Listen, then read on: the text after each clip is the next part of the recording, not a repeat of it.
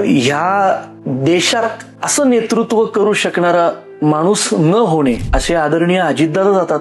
काहीतरी विचित्र होत चाललंय.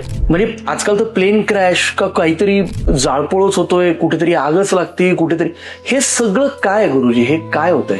फार मनाला त्रासदायक ठरणारी घटना आदरणीय अजितदादांबद्दल जे घडलं त्याबद्दल महाराष्ट्रातल्या प्रत्येक घरातल्या प्रत्येक व्यक्तीला अतिशय दुःखदायक अशी घटना घडली. मी आपल्या पॉडकास्टच्या माध्यमातून दादांना आदरांजली समर्पित करतो. कारण आज राजकारणामध्ये बरेच धुरंधर आहेत, चांगले नेते, सगळ्या गोष्टी आहेत. त्या व्यक्तीची जागा कोणीही घेऊ शकणार नाही.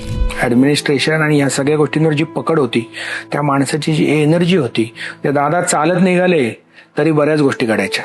बापरे, जे काही घडलं हे आपल्या महाराष्ट्राचं, आपल्या देशाचं नुकसान आहेच आहे, पण सगळ्यात जास्त आणि मोठं नुकसान आपल्या पुणे जिल्ह्याचं आहे. आदरणीय दादा पुण्याचे पालकमंत्री, म्हणजे जो रुबाब होता की दादा आमचे पालकमंत्री, आणि त्यांची निर्णय क्षमता, अधिकारी, सगळ्या वर्गावर असणारी पकड, गोष्टी, सगळ्या गोष्टी, खूप कलियुगाचा प्रभाव आहे किंवा आपल्या महाराष्ट्राचं दुर्दैव आहे की आतापर्यंत जे चांगले नेते होते ते फार अल्प वयामध्ये आपल्यापासून दुरावले गेले.